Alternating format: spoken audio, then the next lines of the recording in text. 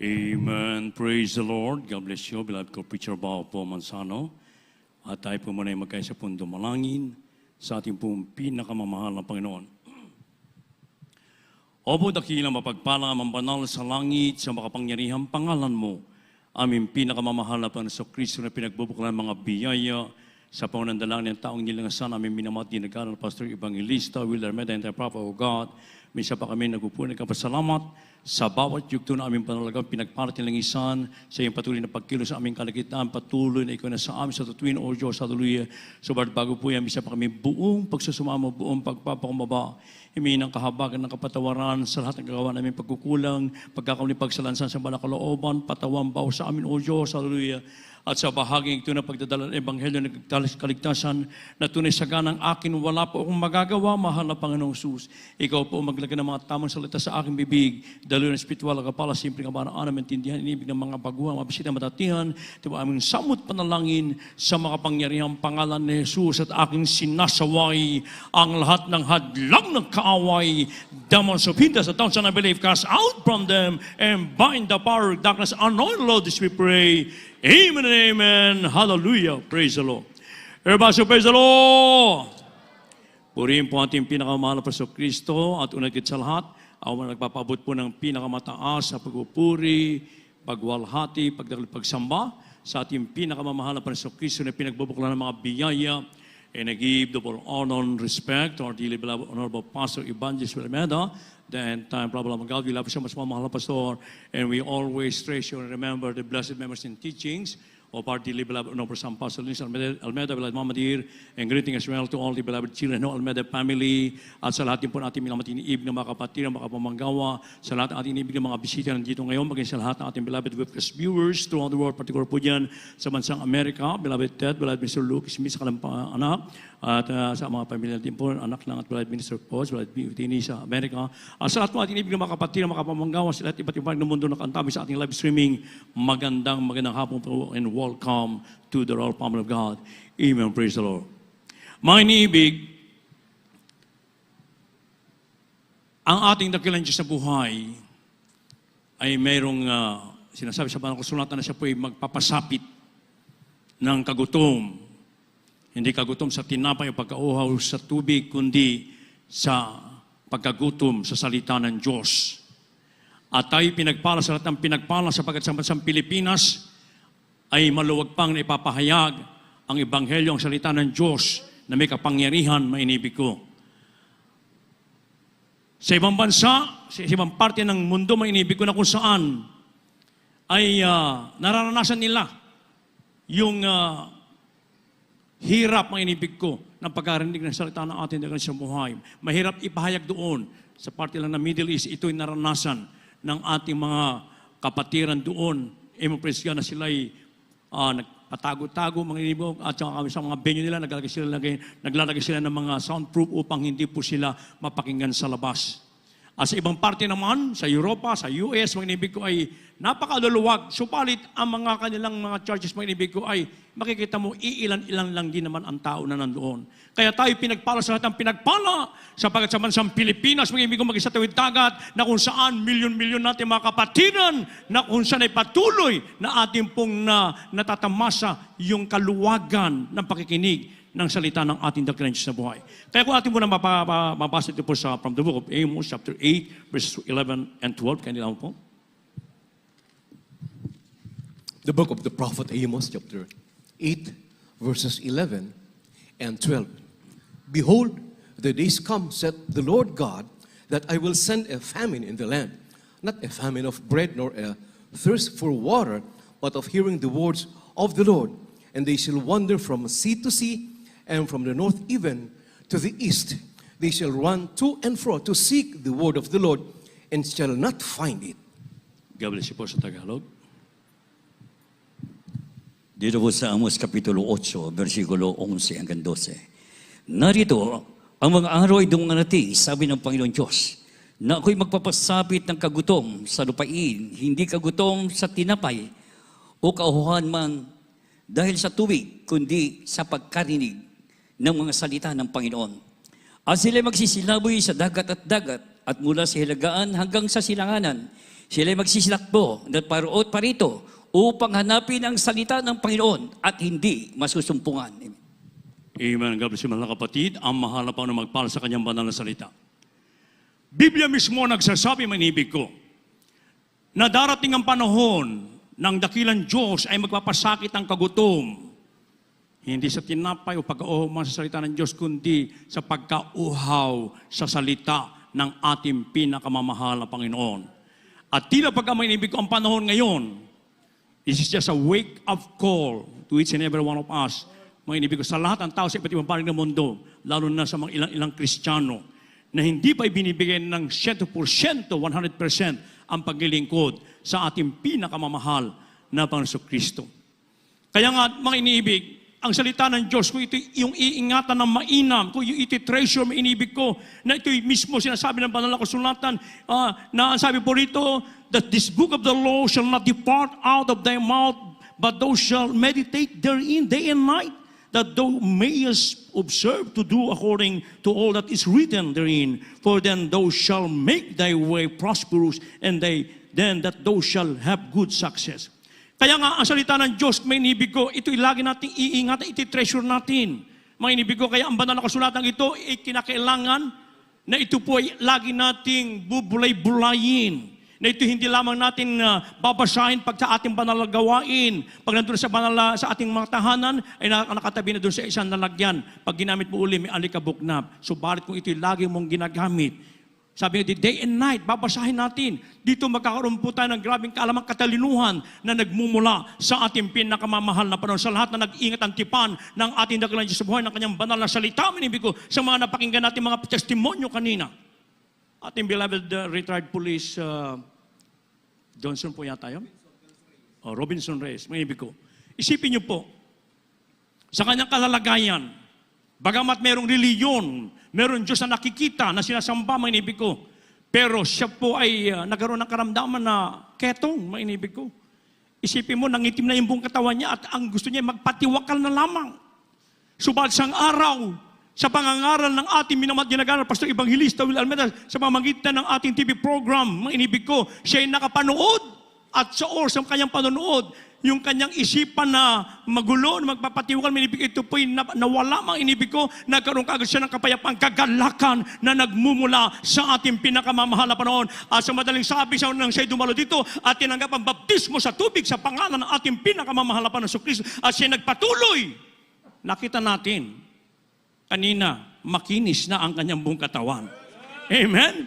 Hindi lamang isang maraming mga kitungin dito ang pinagaling ng ating dakilang Diyos. Mga maraming tao na binagong mga buhay dahil iningatan ang salita ng Diyos ay pinangaral ng propeta ng ating pinakamamahal na Panginoon.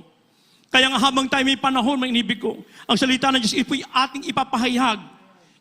Ipapatutuon natin ang kapangyarihan ng ating dakilang Diyos sa buhay.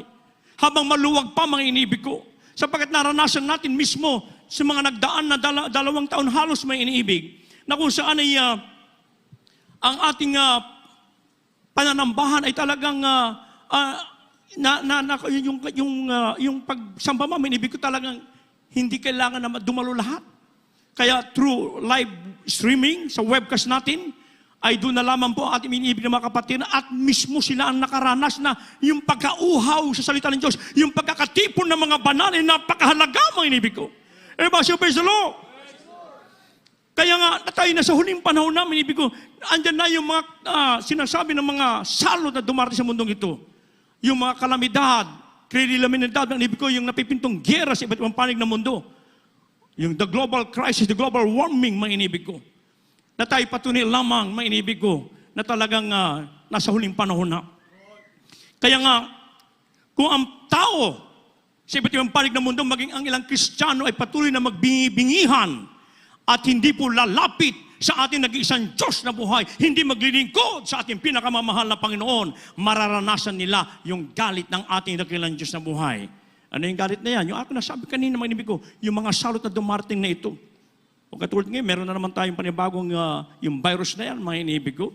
O, hindi natin alam kung ano na naman ang mangyayari. Subalit sa mga anak ng Diyos, ang sabi ng banal na kasulatan, kung ano man ang iyong mapapakinggan na masamang balita, ang mga anak ng Diyos na nagsisitiwala, ang kanilang puso ay tiwasay sa harapan ng ating pinakamamahal na Panginoon. Subalit, doon sa mga taong hindi naglilingkod sa Diyos, sa mga Kristiyano, may ilang Kristiyano na hindi pa binibigay ng 100% ng pagkiling sa Diyos, andun lagi ang kabagabagan, ang kabalisahan, ang takot, mga inibig ko. Kaya nga, magpasalamat tayo ng lubos. Sapagkat tayo pinagpala, sapagkat meron tayong totoong pastor ng ating kaluluwa na nanalangin araw-gabi para sa ating mga kaligtasan, mga inibig ko. Kaya bigyan natin ng importansya ang salita ng ating pinakamamahal na Panginoon. Sapagkat sa ganitong panahon, mga inibig ko na sinasabi ng ating beloved honorable pastor, na maglingkod po tayo ng buong katapatan. Isagawa natin ng 100% ang banal na kalooban ng ating mahal na Panginoon without any mental reservation, but rather with open heart. Ibigay natin yung the best sa paglilingkod, mga inibig ko. Yung buong kalooban, unawain natin lagi ang banal na kalooban ng ating mahal na Panginoon upang makakamtan natin yung kagalakan, yung overflowing joy, yung kapayapaan, mga inibig ko, sapagkat mismo ang Diyos ang nagsabi na kanya nang napagtagumpayan ang sanlibutang ito. Ang sabi dito sa John chapter 16 verse 33, kaya naman po. From the Gospel of St. John, chapter 16, verse 33. These things I have spoken unto you, that in me ye might have peace. In the world ye shall have tribulation, but be of good cheer. I have overcome the world. God bless you po. Dito po sa aklat ng Juan, Kapitulo 16, ang talata ay 33. Ang mga bagay na ito ay sinalita ko sa inyo upang kayo magkaroon sa akin ng kapayapaan. Sa sanlibutan ay mayroon kayong kapighatian. Ngunit laksan nyo ang loob, aking dinaig ang sanlibutan. Amen. God bless you mga kapatid. Everybody, praise the Lord. I have overcome the world, sabi ng ating mahal na Panginoon. Kaya maglingkod naman po tayo ng buong pagtatapat, ng buong kalooban natin. Unawain natin lagi ang banal na kalooban ng ating pinakamamahal na Panginoon. Sundin natin ang bawat kautusan. Yung itinuro sa ating dearly beloved person of the whole Almeida family. Minibig ko, panghawakan po natin yan. Magtapat tayo magmula sa pagsunod sa kabanalan. For without peace and holiness, no one can see the Lord. Hindi lamang tayo na naging banal pag tayo po'y sa ating pananambahan. Maging saan ka man dako mapapunta, sa ibang bansa ka man, sa iyong trabaho, sa iyong sa pag-aaral mo, minibig ko, kinakailangan na lagi tayong banal, sapagkat banal ang tumawag sa atin, hindi lamang sa pananamit, maging lumalabas sa ating mga bibig, minibig ko. Magtapat tayo sa pagbibigay ng ating 10 bagit handog. Sapagkat dito, mga inibig ko, sa lahat ng utos, dito ay merong curse, may dobling sumpa, mga inibig ko. Kaya magtapat tayo ng buong katapatan, mga inibig ko. Ibigay natin yung para sa ating pinakamamahal na Panginoon. Mamuhay tayo ng ayon sa kalooban ng Diyos, lagi tayong nagpupuri, mga inibig ko, at mag-aayuno lagi, lalo pa tayo na sa huling panahon na, mga inibig ko. Kinakailangan na maging wise po ang bawat sa atin, sapagkat personal ang kaligtasan, kanya-kanya tayo na pagtatrabaho ito, mga inibig ko. Kaya nga, siya po nagsabi na laksan ang inyong loob sapagkat aking napagtagumpayan ang sanlibutan ito. Kaya lahat na nangyayari, mga inibig ko, sa ating kapaligiran, sa buong mundo ngayon, ay ito'y patuloy lamang na tayo po'y magtiwala sa ating pinakamamahal na Panginoon. Sasampalataya lamang tayo sa ating dakilang Diyos, sa ating pinakamamahal na Panginoon, Kristo. Talagang, bagamat meron po talagang mga darating na mga kaguluhan sa mundong ito, minibig ko, subalit tayo magpasalamat. Gaya ng aking nasabi, meron tayong totoong pastor na kung saan ay nananalangin araw-gabi, nagsasakripisyo hanggang sa mga oras na sa luhod ng pananalangin, pag-aayuno, upang ikaw tayong lahat ay mailapit na walang dung sa walang kapintasan sa harapan ng ating pinakamamahal na Panginoon. Kaya patuloy po natin panghawakan yung kaligtasan, yung ating panampalataya, yung salita na pumasok sa ating puso, manibig ko, yung ating napakinggan na ebanghelyo ng kaligtasan. Sa lahat ng mga nagsitiwala sa ating mahal na Panginoon, sa mga napakinggan natin ng mga patutunan ng mga kapatiran natin, nasusunugan sila, mga inibig ko. Ang kanilang mga kapitbahay talagang grabe na ang mga, nag-iiyak na yung mga iba. Ikaw ba naman masunugan, mga inibig ko. Pero yung ating mga kapatid, talagang ating beloved sister na naalala ko, patutunan niya, talagang wala siyang ginawa. Talagang sabi niya sa kanya ng mga kapitbahay niya, "Oy, sister, praise the Lord." Sabi sa kanya ng mga kapitbahay niya, "Umalis ka na dyan, baka kasama ka masunog ng iyong tahanan." Sabi niya, "Hindi, totoo ang aking Diyos." Itinaas niya yung kamay niya, nanalangin. Sa punong dala, minamahal na pastor, sabi niya, apoy, lumayas ka sa pangalan ni Jesus. Mayam-mayam, napakalakas na hangin out from nowhere, mga inibig ko, biglang, whoosh, biglang, i-deniver sa ibang lugar, mga inibig ko. Di pagkatapos, mga inibig ko, nawala, hindi na nasunog yung kanyang bahay, sa apartment na tinitira niya, mga inibig ko, at yung kanyang mga kapitbahay na mga refrigerator, lahat ng gamit, nasa labas na lahat, malayo. Ngayon, hirap na hirap sila ngayon sa pagbabalik ng kanilang mga appliances. Samantalang ang ating kapatiran, patuloy lamang nagpupuri. Sabi niya, totoo talaga yung Diyos mo, praise the Lord, sabi sa kanya. Everyone, praise the Lord. Makikita natin pag tayo magtitiwala sa sampalataya, sa ating pinakamamahal, makakamtan natin ang grabing pagkapalbiyay, ang proteksyon na nagmumula sa ating pinakamamahal na panahon. Ngayon, paano po natin mapapanatili, mapaiingatan ng mainam ang salita ng Diyos? Sapagkat darating talaga na ang salita ng Diyos, mga inibig ko, ay mawawala, mga inibig ko. Ano ang pinagagawa ng ating mahal na dapat natin gawin? From the Epistle of Paul, Colossians chapter 3, verse 2, and Ephesians chapter 5, verse 27. Magkasunod na pong basahin, kaya nila po.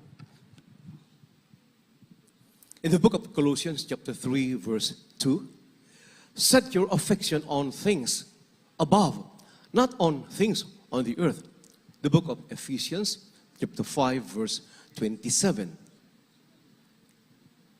That he might present it to himself a glorious church, not having spot or wrinkle or any such thing, but that it should be holy and without blemish. God bless you po sa Tagalog. Colosas Kapitulo 3, versikulo 2. Ilagak ninyo ang inyong pag-iisip sa mga bagay na nasa itaas, huwag sa mga bagay na nasa ibabaw ng lupa. Amen.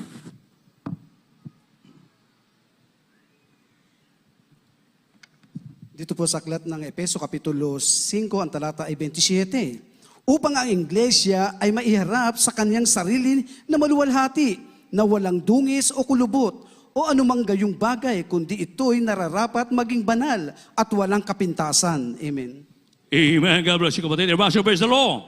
So upang tayo po'y makaiwas sa pagkauhaw, pagkagutom sa salita ng Diyos, ito po ay ating gagawin na ipinagagawa ng ating mabait na Diyos sa buhay. Ilalagak po natin lagi ang ating mga puso't kaisipan sa mga bagay na espiritual.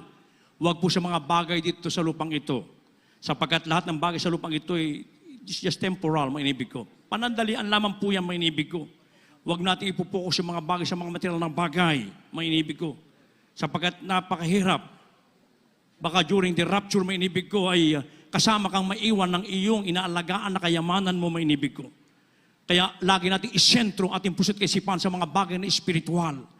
Panghawakan natin yung ating makaligtasan, mga inibig ko. Magtapat po tayo sa lahat ng utos ng dakilang Diyos na dito hindi nagkulang ang ating dearly beloved President Lord Almeida Family Minute na tayo tinuturuan, pinangangaral lagi, mga inibig ko.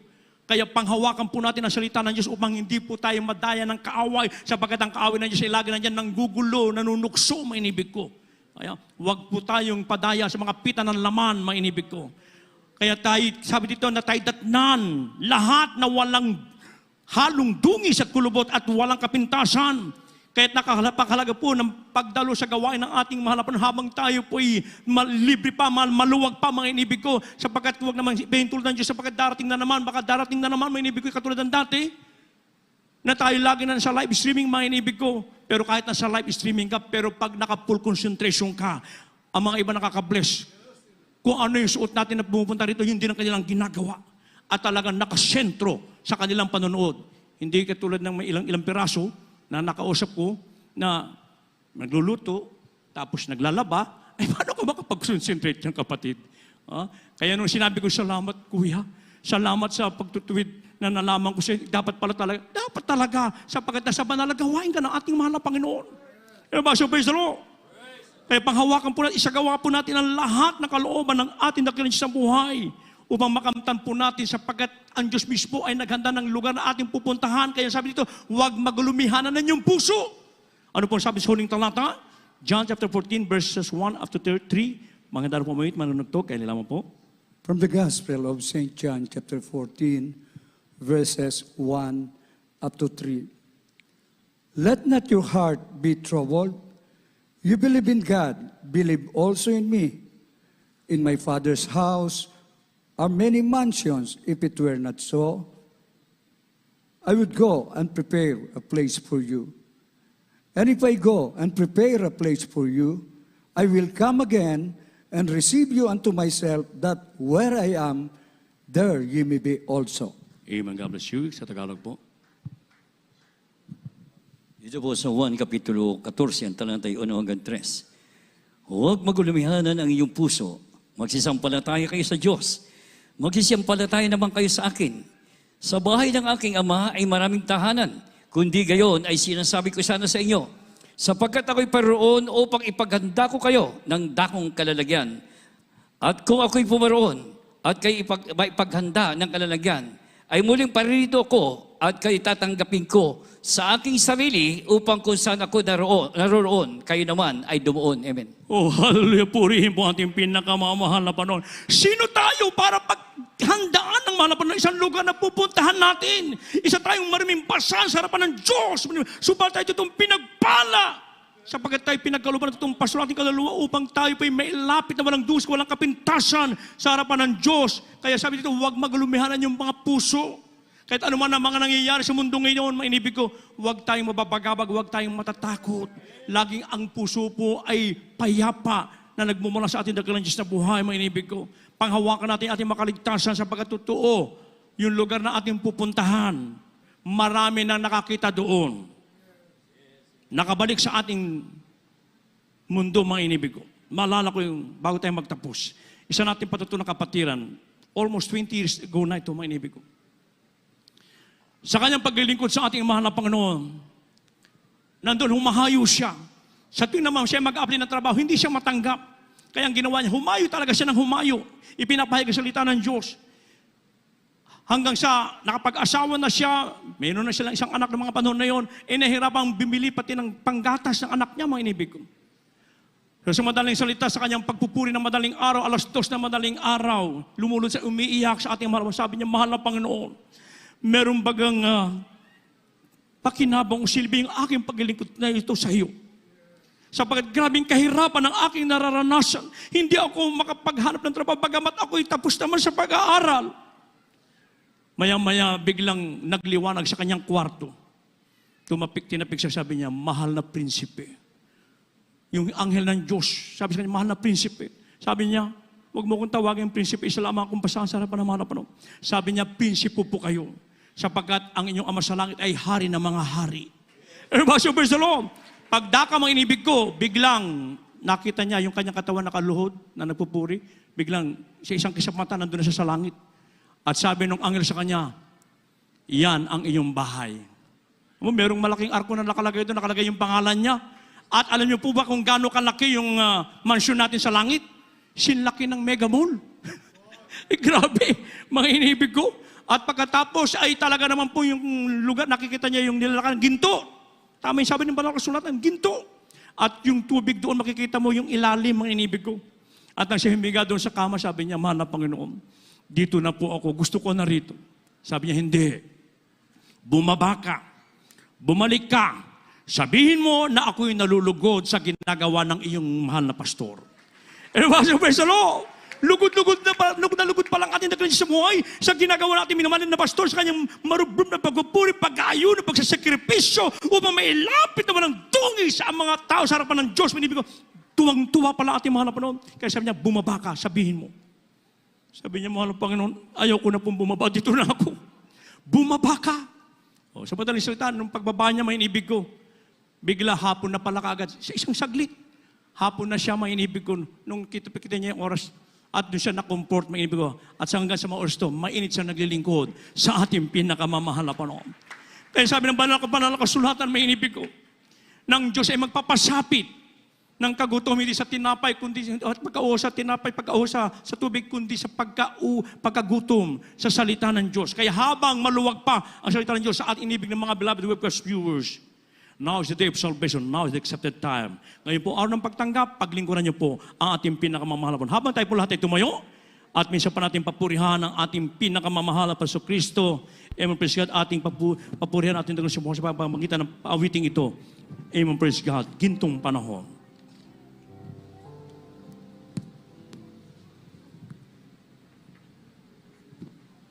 Habang ginibigay ang patuwa sa Black Preacher, para Joey.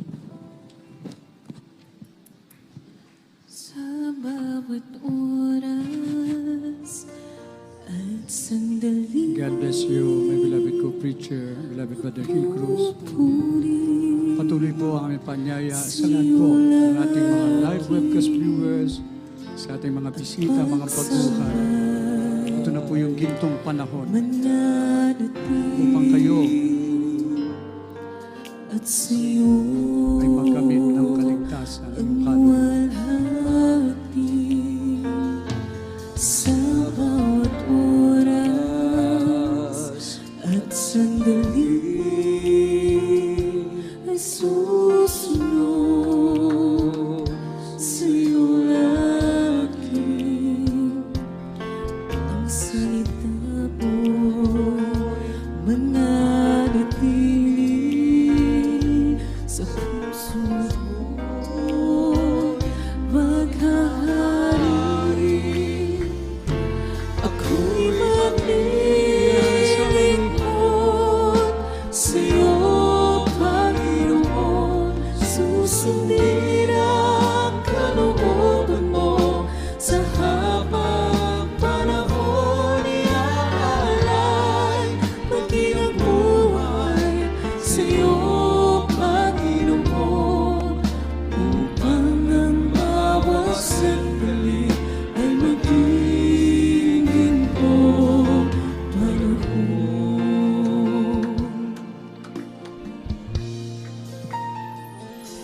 Sa bawat oras at sandali, magpupuri sa'yo lagi. Ang pagsambay mananatili at sa'yo ang luwalhati.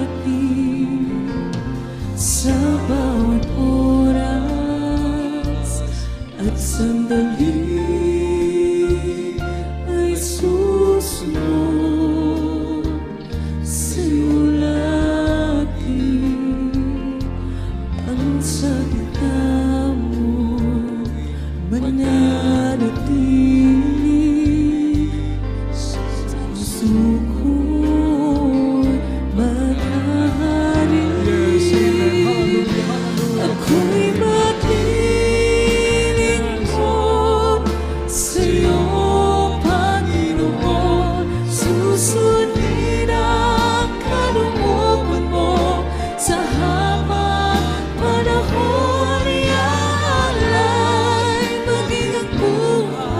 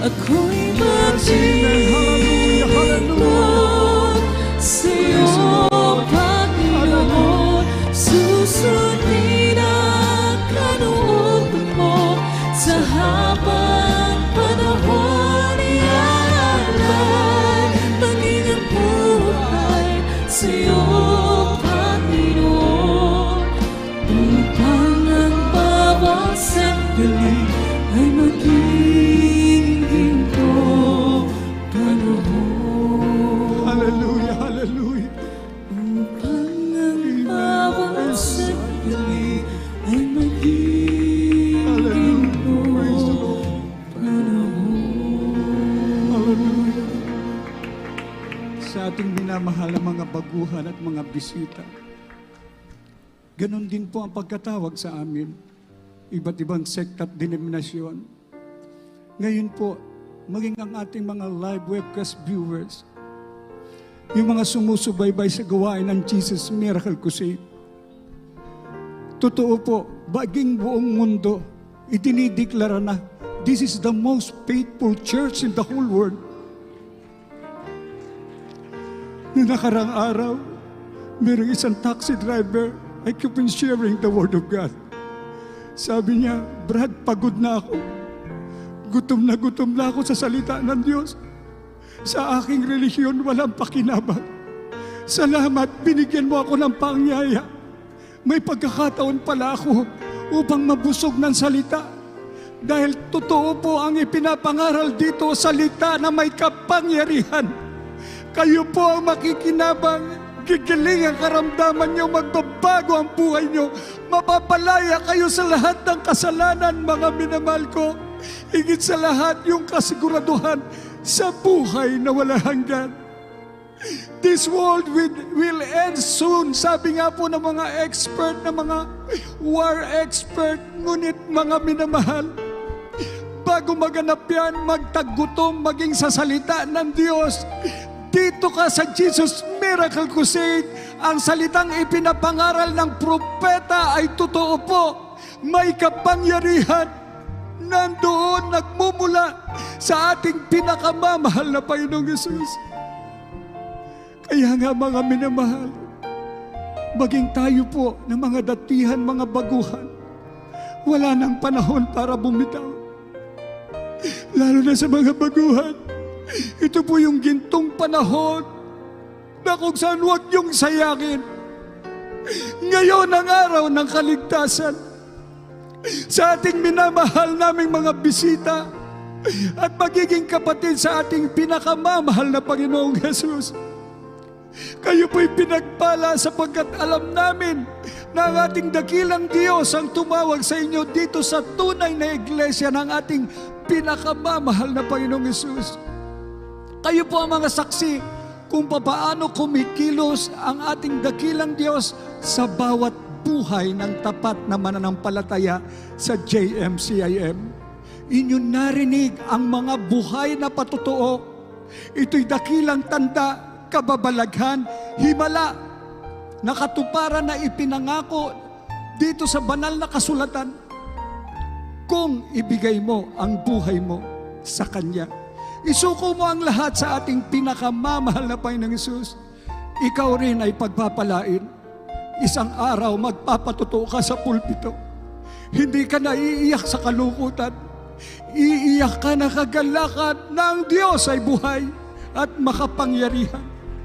Meron pong 4 na reglamento ng kaligtasan.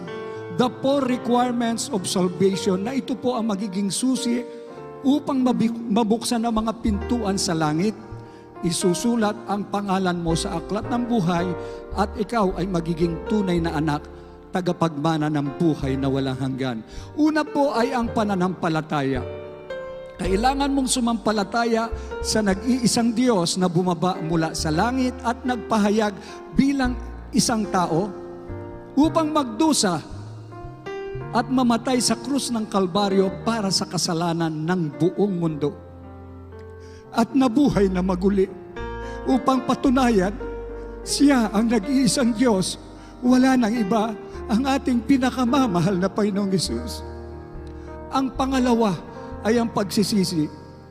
kailangang pagsisihan mo ang lahat ng iyong mga kasalanan at iwanan ang makasalanang buhay na hindi mo na kailanman babalikan pa. Kapag nakita ng ating dakilang Diyos na nais mong totoong magbago upang maging banal at matuwid, tutulungan ka niya. Patatawarin ka niya at hindi ka niya pababayaan. Ang pangatlo ay ang bautismo sa tubig sa pangalan ni Jesus. Babautisman po kayo rito sa ating after the service, maging sa lahat po ng ating mga webcast viewers, kung sino po yung mga nariyan, ng mga elders of the church, mga beloved preachers, kayo po'y babautismuan. Ang layunin upang kayo po'y lubos na mapatawad sa tubig, sa pamamagitan ng paglubog sa tubig sa pangalan ni Jesus. At ang pang-apat, babautismuan kayo ng banal na espiritu ng ating pinakamamahal na Panginoong Jesus. Kaya nakasulat po yan sa banal na kasulatan. Gawa 2:38. Mangagsisi kayo at mangagbautismo ang bawat isa sa inyo sa pangalan ni Jesucristo sa ikapapatawad ng iyong mga kasalanan at tatanggapin nyo ang kaloob ng Espiritu Santo. Kaya pag sumayo, ang Diyos ang magbabautismo sa inyo ng kanyang banal na Espiritu. Pag sumayo ang banal na Espiritu, talaga pong dapat kang magpasalamat dahil ikaw ay tunay na Kristiyano. May kapangyarihan laban sa lahat ng gawa ng kaaway. Lahat ng kasamaan, ikaw ay magtatagumpay, gagaling karamdaman mo, magbabago ang buhay mo, magkaroon ka pa ng tunay ang buhay na walang hanggan sa piling ng ating dakilang Diyos. Kaya nga, patuloy lang po tayo upang ang antas ng ating pananampalataya ay lumago ng lumago. Amen. Sa ating minamahal na mga baguhan at mga bisita, tanggapin niyo ang ating pinakamamahal na Panginoong Hesus. Itaas niyo po ang inyong mga kamay, isuko niyo ang buhay niyo sa ating pinakamamahal na Panginoong Hesus. Sumunod po kayo sa panalangin ito. Dakila at mapagpalang Ama, Diyos na makapangyarihan sa lahat, sa pangalan ng aming pinakamamahal na Panginoong Hesus, ako po ay isang taong makasalanan. At ako po'y nagsisisi sa lahat ng aking mga nagawang pagkakasala sa iyo mula nang ako'y magkaisip hanggang sa mga oras na ito. Humihingi po ako ng kapatawaran sa iyo, dakilang Diyos. Pinakamamahal na Panginoong Hesus, tinatanggap kita ngayon bilang sarili kong tagapagligtas, Diyos at Hari ng aking buhay. Maglilingkod na po ako sa iyo mula ngayon hanggang sa iyong pagbabalik. Tulungan mo po akong masunod ang iyong banal na kalooban. Iniibig kita, pinakamamahal na Panginoong Hesus. Pumasok po kayo sa aking puso na marumi sa kasalanan at hugasan mo po ako ng iyong banal na dugo na umagos doon sa krus ng Kalbaryo nang dahil sa akin sa pangalan ng pinakamamahal na Panginoong Hesus. Manatili pong nakatasan yung mga kamay, makipag-ugnayan po at kami naman po ang mananalangin para sa inyo. Opo mapagpala naming Ama, Diyos na makapangyarihan sa lahat.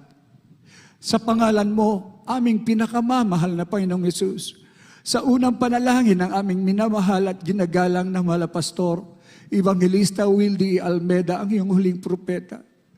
Maraming salamat po, O Diyos, sa patuloy na pagliligtas mo. Marami pang kaluluwa.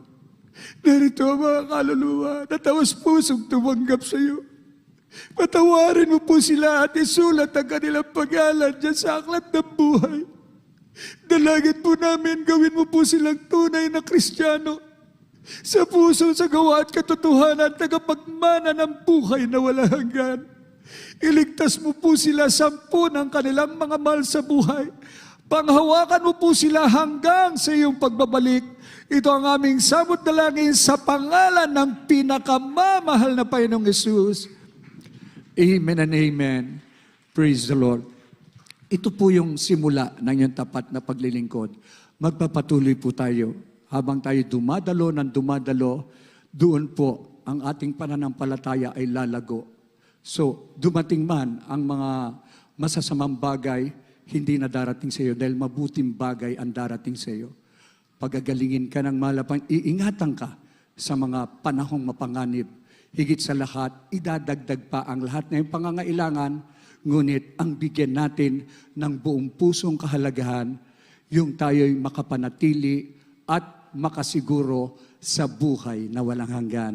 God bless you po. Anyayahan niyo po ang inyong mga kaibigan, kamag-anak, ang inyong mga unsaved loved ones upang sila man din ay pagpalain ng ating pinakamamahal na Panginoong Hesus.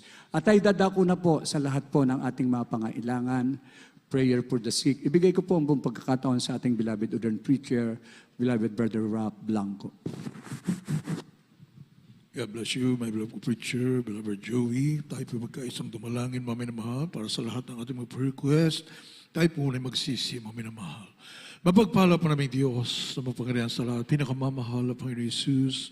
Sa unang dalangin, aming beloved noble pastor, evangelist Walde Estrada Meda, your time prophet. Mahal po kami po ilubos na nagpapakumbaba, nagsisisi, mahal po sa mga kami nasumpunga sa lahat ng aming pagkukulang, pagkakasala, patawarin mo po ang bawat isa sa amin at tulungan mo kami, mahal po, masunod po namin lahat ang iyong kautusan, mahal po Panginoon, at upang maging handa sa iyong pagbabalik at gamitin mo rin po kami, mahal po, sa napakalawak mong gawain sa pagliligtas po ng maraming kaluluwa, mahal Panginoon, gawin mo kaming ilaw at asin sa libutan ito, mahal Panginoon, sa panguna po amin mga ginagahan magulo, beloved children, lubos ang may pasasalamat, nagtalaga ka na totoo mong propeta, mahal Panginoon, upang ipangal buong katotohanan, mahal Panginoon, laki pang kapangyarihan ng Diyos, hallelujah, kabalikat namin na mahal, ginagahan sa tampas, and all the beloved children, mahal Panginoon, tinatamasa mo namin totoong pinagpalang buhay, masaganang buhay na puno-puno ng kapangyarihan, katiyakan sa buhay na walang hanggan, patuloy na kalakasan, mahabang buhay na amin na magkinigang malapas. And all the beloved children, mahal Panginoon, lahat ng binubuhos mo, pagpapalang spiritual, physical, material na pagpapala, mahal Panginoon, para sa patuloy na pangal Ebanghelyo hanggang sa iyong pagbabay. At lubos po namin pinasalamatan ng walang hanggang pasasalamat o Diyos. Thank you so much, Lord Jesus. Hallelujah, hallelujah, hallelujah. Puri ka, mahal Panginoon. Mga minamahal, ilahas po natin ating mga sarili, mga minamahal, isang kamay sa ating ulo, ang kabila sa parte ng katuman na may karamdaman. Isipin po natin, our beloved pastor, evangelist, Walde Estrada Meda, naglihas po sa atin sa lahat mga kapatiran sa buong Pilipinas, buong mundo, maging sa ating mga loved ones, mga minamahal. Banggitin niyo po kung anong uring karamdaman, problema, o bisyo man yan, mga minamahal. Cast out po natin sa mga pangalan. So, demons of cancer, leukemia, asthma, diabetes, COVID-19, leprosy, AIDS, homosexuality, lesbianism, marital problems, financial problems, drug addiction, poverty, unbelief and doubts, carnality, vanity, glory, pride, lust, covetousness, materialism, cast out, cast out, cast out, cast out, cast out, in Jesus' name, be healed, be blessed, problems, stop right away, in Jesus' name, sa pangalan ni Jesus, hallelujah, hallelujah, hallelujah, hallelujah. Hallelujah. Bilang pasalamat sa ating mahal na mahal, lahat ng ating mga kahilingan, tinugunan ng ating mahal sa mga kaparaanan, mga minamahal, sapat narito ang totoong propeta ng ating dakilang Diyos ng panalangin ay nakakaabot sa trono ng ating mahal Panginoon. Hallelujah. Sisigaw po natin, mga minamahal, galing sa ating mga puso, ang a million times sa pagpupuri sa ating mahal Panginoon katagang, hallelujah, praise the Lord, 3 beses, sabay lukso, mga minamahal, sabay po tayo. Hallelujah! Hallelujah. Hallelujah. Thank you so much, Lord Jesus. And we love you so much, Lord Jesus. Hallelujah. Hallelujah. Hallelujah. Praise the Lord. Purihin ang ating malapin. God bless you so much. At tayo po yung madadako sa ating pong announcements for our beloved ordained preacher, Dr. Rick Alarcon. Amen.